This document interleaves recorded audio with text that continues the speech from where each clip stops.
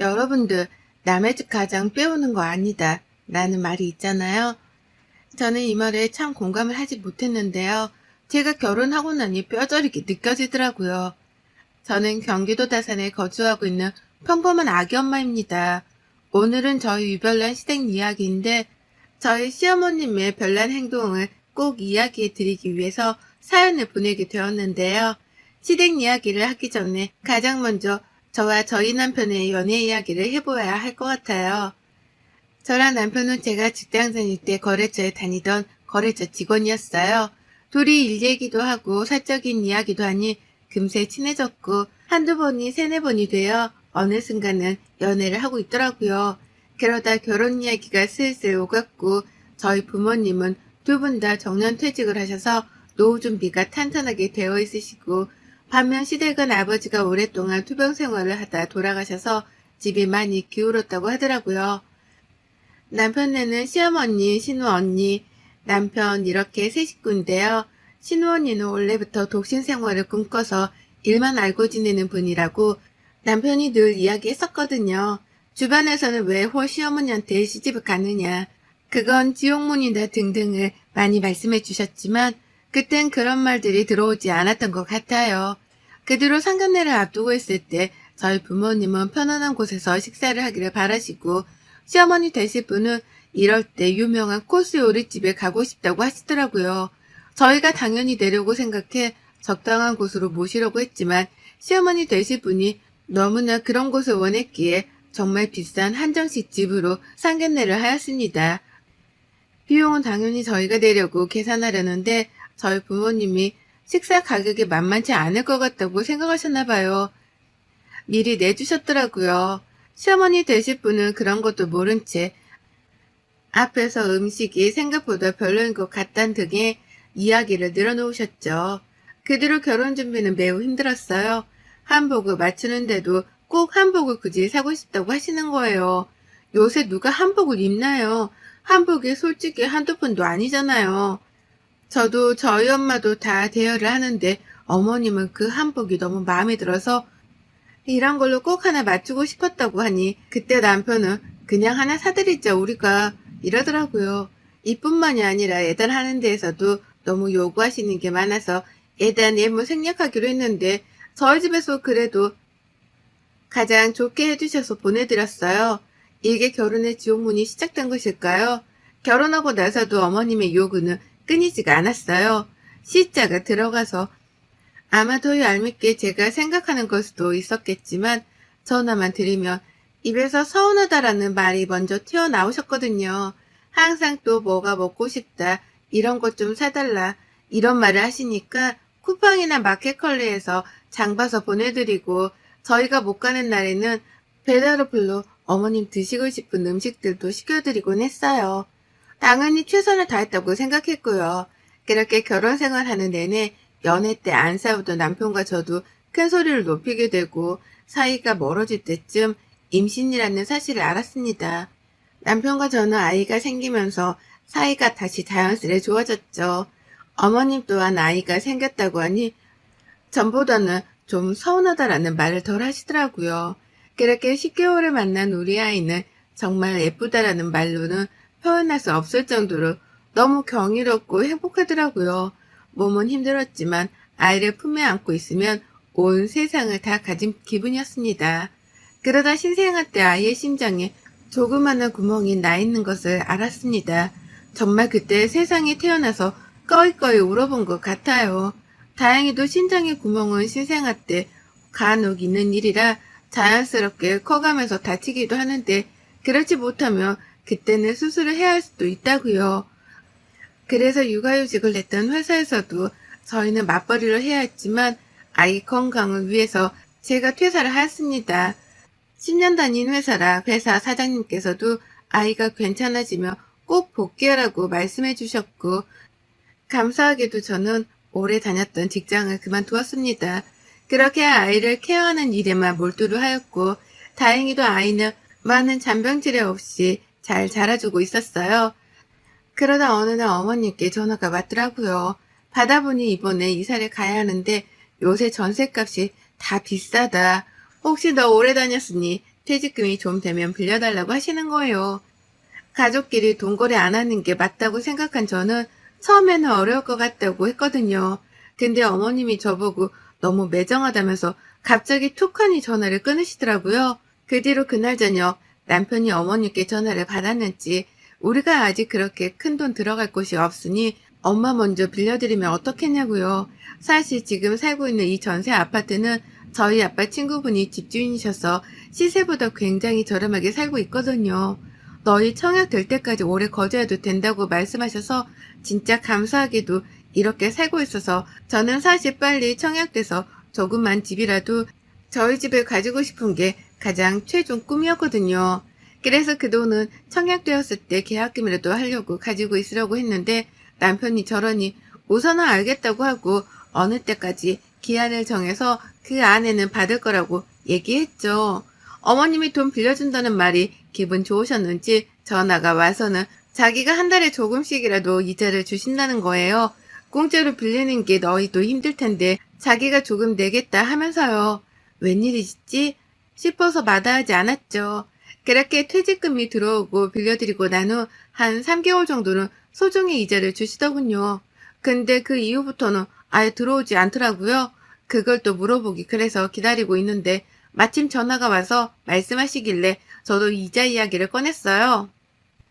그랬더니 요새는 후불이자가 더 낫다면서 자기가 돈 갚는 날 이자를 그때 다 쳐서 주겠대요. 솔직히 믿지도 않았지만 그래도 가족이니까 그 정도는 해주겠지 생각했던 것 같아요. 그러다 덜컥하고 넣은 청약에 당첨이 된 거예요. 비인기 지역이기도 했고 작은 평수이기는 해도 진짜 신혼부부 특공으로 돼서 정말 너무나 기쁘더라고요. 자기 집이 생긴다는 게요. 남편도 너무 좋아해서 계약금 입금하는 날만 기다리고 있었죠. 어머니께 빌려드린 돈도 기한도 거의 끝나서 이번에 저희가 청약이 돼서 그 돈으로 계약금을 내려고 한다. 언제쯤 줄 수 있냐 물어보니 조금만 기다리라고 곧 준다고 하시더군요. 알겠다고 하고 며칠 동안 아무리 기다려도 깜깜무소식인 거예요. 계약금 기한은 다가오는데 그래서 빨리 어머님께 전화도 드리고 찾아도 가보았어요. 그랬더니 찾아가서 돈 달라고 말씀드리니 하시는 말이 정말 가관이더군요. 자기를 꼭 나쁜 사람 만든다면서 어련히 줄 텐데 뭐 이렇게까지 쫓아왔냐면서 그러시길래 저희 사정 다 알지 않냐. 그나마 이제 집이라도 생겨서 이사 안 가고 살려고 하는데 그의 월급도 뻔하고 저도 일을 안 하고 목돈이 그거밖에 없다. 근데 계약금 안 내면 취소되니 돌려달라고 하니 갑자기 막 우시는 거예요. 자기도 뭐 안 주고 싶어 그런 것 같냐면서요. 또 그렇게 우시는데 막 달라고 하기 그래서 우선은 집에 와서 남편과 상의를 하는데 남편은 있는 돈이랑 부족한 돈은 신용대출 받아서 계약금을 내자고 하더군요. 지금 저희는 맞벌이도 아니고 외벌이로 사는데 대출까지 받아서 그 이자까지 내면 앞으로 어떻게 살겠어요. 중도금도 아무리 후불제라고 해도 대출을 받아야 하는 상황이라고 막 했죠. 그렇게 아무 소득 없이 이야기가 끝나고 도저히 안 될 것 같아 친정 부모님께 사정 설명을 드렸어요. 부모님이 도와주신다고 하셔서 계약금은 먼저 냈죠. 나중에 저희 여유 생기면 그때 천천히 줘도 되니 그럴 생각 말고 저랑 아기만 생각하라고 부모님은 늘 그러시거든요. 그럼 보통은 저도 시댁에서 이렇게 도움을 받으면 전화라도 드리고 찾아뵙고 감사하다고도 할 것 같거든요. 근데 남편은 저희 부모님이 노후 준비도 다 되어 있고 돈이 많아서 그런 건데 뭐 어떤 형식으로 나와요. 진짜 이때 남편은 남의 편이구나 느꼈던 것 같아요. 그렇게 계약금 소동이 끝이 나고 조만간 줄 것처럼 했던 제 퇴직금 이야기는 어머님은 아직 그 이야기를 꺼내지도 않으시더라고요. 남편에게 말해도 자기는 모른다 라고만 하고 너무 답답하잖아요. 받아야 될 때도 한참 지났거든요. 그렇게 시간이 좀 흐르고 어머님께 다시 한번 더 말씀드렸어요. 어머님 언제쯤 그 돈 받을 수 있을까요? 저도 친정 부모님께 빌려서 어느 정도라도 부모님께 드려야 해서요. 너희가 왜 이렇게 쪼는 거니 사람을? 어련히 줄까봐. 내가 무슨 사기꾼이냐? 들고 도망갈게. 좀 기다려봐라. 어머님 그게 언제인데요. 그때도 주신다고 하셔놓고 계속 지금 미루고 계시잖아요. 아니 얘가 좀 기다려보라니까 내가 떼먹냐고. 하면서 오히려 자기가 큰 소리를 치시더군요. 남편은 남편대로 엄마가 줄 거니 기다리라고 하고 너무 답답하잖아요. 그런 답답한 마음을 가지고 살고 있는데 그 주 주말에 친정에서 시댁에 가져다 주라고 과일 같은 거를 보내주셔서 남편이랑 아이랑 시댁으로 건너갔어요. 과일을 드리고 함께 깎아 먹고 있는데 부엌에 못 보던 차키가 있는 거예요. 그래서 제가 어머님 언니 오셨어요? 라고 물으니 아니 왜? 걔 지금 부산 출장 가 있어. 라고 하더라고요. 그럼 이거 차키 뭐예요? 라고 하니 갑자기 말을 더듬으면서 아 이거 친구가 잠깐 두고 간 거야. 뭐 차 나보고 필요하면 쓰라고 해서. 그래서 제가 아 네 이러고 말았죠. 그렇게 시댁에서 와서 곰곰이 생각해 보는데 왜 사람이 촉이란 게 있잖아요. 아무래도 어머님네 한번 다시 가봐야겠다고 하고 있다가 남편한테 잠깐 아이를 맡겨두고 시댁으로 급습했어요. 근데 정말 그때 제 눈을 도려내고 싶을 정도였어요. 어머님 집으로 가는데 나오는 모습이 어머님만 있었던 게 아니라 어떤 남자분이랑 같이 나오는 거예요. 아니 너무 놀라서 그냥 숨어버리기는 했는데 그게 무슨 일인지 그리고 숨지겨 지켜보는데 그 남자가 어머님께 차를 고맙다고 했나? 이런 식으로 이야기하는 것 같더라고요. 그래서 도대체 무슨 돈이 나셔서 저거를 사셨을까? 뭘까 싶었거든요. 아무리 생각해도 도통 이해가지 않아서 물어볼까 하다가 혼자 끙끙 앓고만 있다가 어머님께 여쭤보았어요. 어머님, 바쁘세요? 아니, 왜? 제가 그때 어머님네 뭐 두고 온 게 있어서 가지러 집으로 갔는데 집에서 어떤 남자분이랑 나오시던데 그분은 누구세요? 어? 누구? 나 맞아? 내가 남자랑 왜 있겠어? 아니 진짜 어머님이셨어요. 남자친구분은 아니시죠? 아니 무슨 남자친구야. 그냥 친구야 친구. 친구인데 차를 선물하세요? 어머님은 돈이 어디서 나서요? 이사하시면서 다 쓰셨잖아요. 무슨 차를 선물해. 네가 잘못 들은 거겠지. 옛날에 나랑 같은 동네 살던 그냥 아는 친한 동생인데 집에 놀러 오고 싶다고 해서 놀러 온 거야. 무슨 남사스럽게 남자친구니. 그런 거 아들한테는 절대 꺼내지도 말아라. 아, 네. 이렇게 아무리 대화를 나눠도 도통 그 사이가 보통의 사이는 아니었던 것 같거든요. 그런 오해가 조금씩 사라질 때쯤 신호 언니가 출장에서 올라와 저희 아기 보러 온다고 집으로 놀러 왔더라고요. 바리바리 아기 선물을 들고 와서 같이 언니랑 집에서 밥도 먹고 커피도 마시고 있는데 언니가 저보고 요새 아파트 사기 너무 힘들겠더라. 그래도 너희는 집 돼서 진짜 다행이지. 맞아요, 언니. 너무 힘들어요. 어머님 아파트 전세도 그 동네 다 올랐다고 하더라고요. 그러니까 그래서 엄마 전세에서 월세로 돌렸잖아. 내가 지금 월세 내주고 있는데 만만치 않더라. 보증금을 많이 내도 월세가 장난 아니야. 네? 월세요? 어머님 전세 아니세요? 아니야. 전세 살다가 엄마가 하도 그 집을 마음에 들어 하는데 거기는 월세로만 두려고 한다고 해서 있던 전세 보증금 넣어놓고 월세비 내가 내주고 있어. 엄마 혼자 사는데 나도 나가 있는 게 미안하고 그래서.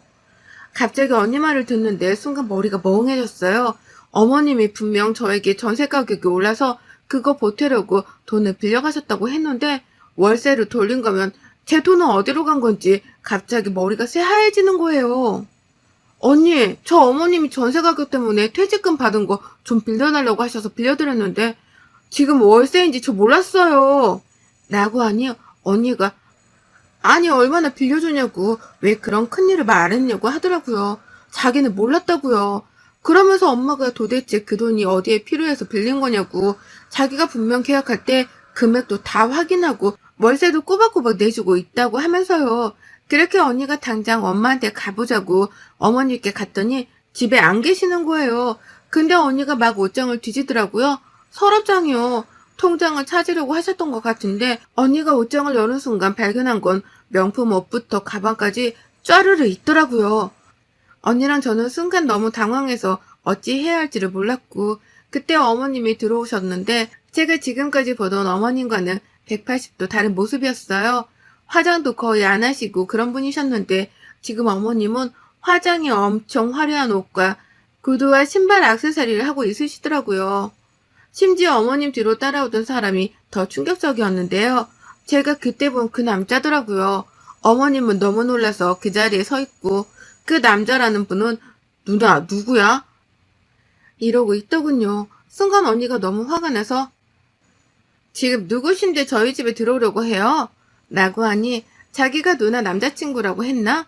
그래서 언니가 당장 우선 나가라고 하고 그 남자는 보내고 어머님이랑 저랑 언니랑 셋이 앉았어요. 언니가 어머님께 정말 나지막한 목소리로 엄마, 이게 무슨 일이야? 제 퇴직금도 전세 보증금 올린다고 빌려달라고 했다는 건 또 무슨 말이야? 당장 말해. 나 도는 거 보기 싫으면. 아니, 그게 아니라. 당장 말해, 엄마. 나 지금 여기 있는 거 다 뒤집어 엎기 전에. 제 돈은 차 사는데 썼어. 무슨 차? 엄마가 차가 왜 필요해? 그리고 차가 필요하면 나한테 말을 해야지. 왜 제 돈은 왜 빌려가? 그 돈 얘네 집 계약금 하려고 달라고 했다던데 그럼 팔아서라도 줘야지. 지금 장난한 거야 나랑? 아니 팔려고 내놨는데 돈이 좀 부족해서 고민하고 있었어. 엄마 이게 도대체 무슨 말이야. 저 옷장에 있는 건 다 뭐야. 무슨 돈이 나서 이렇게 한 거야? 아까 저 남자는 누구고? 어머님이 그 뒤로 꺼낸 이야기는 정말 경악을 금치 못하는 이야기들이었어요. 저희 어머님이 등산이랑 테니스를 잘 치시는데 테니스에서 만난 남자친구래요. 그 남자가요. 테니스 코치인데 처음에 만나고 이런 것보다 그냥 몇 번 만나서 밥도 먹고 영화도 보고 했는데 어느 순간 잘 만나니까 그냥 외로워서 집에도 놀러 오고 그랬다고요. 그리고 차는 그 남자애랑 데이트하려면 차가 필요하기도 하고 남자가 자기도 차가 있었으면 해서 같이 타고 다니려고 산 건데 그 남자애가 차값은 당연히 자기가 준다고 해서 먼저 낸 것뿐이라고요. 그리고 그 돈을 저한테 빌려서 그 차를 사신 거죠. 언니랑 저는 정말 어머님의 이야기에 경악을 금치 못했고 그럼 나머지 사치한 돈은 어디서 났냐고 어머님께 소리소리 지르니까 뭐 보험 해지하고 카드비도 좀 지셨더라고요. 우선 그 차는 팔면 손해라 언니가 저에게 정말 미안하다면서 제 퇴직금은 돌려주셨어요. 됐다고 정말 됐다고 나중에 차 팔리고 받는다고 했는데 정말 미안하다면서 돈을 주시는 거예요. 그리고 나서 어머님은 결국엔 그 차를 다 파시고 그 남자분 만나려고 했던 사치용품들은 언니가 다 갖다가 환불할 수 있는 건 하고 다 팔았더라고요. 제값도 못 받았지만 언니는 그래야 마음이 편할 것 같다고 다 정리하시더라고요. 그리고 어머님 집도 정리했어요. 언니랑 올해 어머님이랑 따로 떨어져 살아서 자기가 엄마가 어떻게 사는지도 모르고 자책을 많이 하셨어요. 엄마가 저렇게 망가지는지도 몰랐다고요. 어머님은 그 일이 있고 나서는 저한테 전화를 안 하세요. 남편은 자기 엄마가 그러기 전에는 엄마 불쌍한 사람이다. 네가 이해 좀 해줘라. 맨날 그딴 소리만 해대었는데 언니한테 그날 저녁에 한 대 맞았거든요. 그런 일이 있으면 자기한테 말하고 당연히 못 빌리게 또 빌렸으면 빨리 갚으라고 했어야지. 네가 뭔데 네 돈도 아닌데 엄마가 쓰라고 하게 놔두냐. 그게 사람이 할 짓이냐면서 너는 장인어른 장모님 부끄럽지도 않냐면서 자기는 이 사실을 알면 정말 우리 집안이 얼마나 콩가루라고 생각하시겠냐고 많이 혼나고 한 대 맞고 그랬어요. 남편은 집에 와서 무릎 꿇고 싹싹 빌더라고요. 자기가 생각이 짧았다고요. 솔직히 남편이 저렇게 할 때마다 이혼하고 싶은 생각이 굴뚝 같았는데 우리 아이 생각해서 참았거든요. 근데 언니가 저렇게 말해주니 당연한 건데도 참 고맙더라고요. 그 뒤로 어머님은 언니랑 다시 부산으로 내려가셨어요. 이번에는 부산에서 오랫동안 출장이 있어서 한 반년은 살아야 해서 거기에 월세로 얻고 잠깐 사신다고 하더라고요. 어머님은 가고 싶지 않아 했지만 언니가 벌써 집도 다 내놓고 빼라고 한 상태라 같이 억지로 가시는 것 같았습니다. 또 우울증도 약간 있어서 우울증 치료도 언니랑 받으러 다니러 간다고 하시더라고요. 그 이후에 언니한테 퇴직금을 돌려받은 돈은 받아서 부모님께 드렸어요. 근데 딱 반만 받고 나머지는 이사갈 때 보태서 쓰라고 하셔서 제 통장에 있네요. 어머님은 지금까지 언니나 남편이 모든 걸 해주니까 그게 맞다고 생각하시면서 사신 것 같은데 혼자 살면서 돈을 어떻게 쓸 줄도 모르고 또 기도 얇아져서 그러신 게 아닌가 싶어요. 좋게 말하면요. 그 남자는 나중에 자기는 사귄 것도 아니었다. 그냥 누나가 몇 번 만나자고 하길래 만난 것뿐이다. 이랬나 봐요. 언니가 열불이 나서 차키랑 엄마한테 받은 거 다 내놓으라고 해서 가지고 왔다고 하더라고요. 근데 그 받은 물품이 다 고가여서 도대체 이 돈을 다 어디서 났나 싶었는데 그때 아버님이 오래전에 어머님 앞으로 뭐 연금보험 이런 걸 해두셨는데 그거 해지해서 쓰셨더라고요. 카드빚도 좀 있는데 그건 뭐 언니가 차차 갚는다고 해서 그렇게 마무리되었답니다. 또 한 번 가족 간에 절대 돈거래 하지 않는 게 좋다고 느끼는 사건들이었습니다. 물론 어머님도 외로우니 저랬겠지. 좋게 생각해 보지만 사실 좋게 생각해야 할 만한 일들은 아니라서 저는 많이 잊고 살려고 하고 있어요. 돈도 다 돌려받기도 했고요. 남편은 그 뒤로 자기 엄마 얘기 찍소리도 안 하고 집에서 쭈구리처럼 살고 있어요. 제가 너무 화나서 각방수 자고 해 남편은 거실에서 자고 저는 방에서 아기랑 자거든요. 여러분들도 절대 가족들 간에 돈거래 하지 마세요. 저는 정말 잘 받은 케이스인데 진짜 못 받는 경우도 많다고 하더라고요. 조심, 또 조심하시길 바랄게요. 여러분의 생각은 댓글로 남겨주세요. 오늘 또 시청해 주셔서 정말 감사합니다.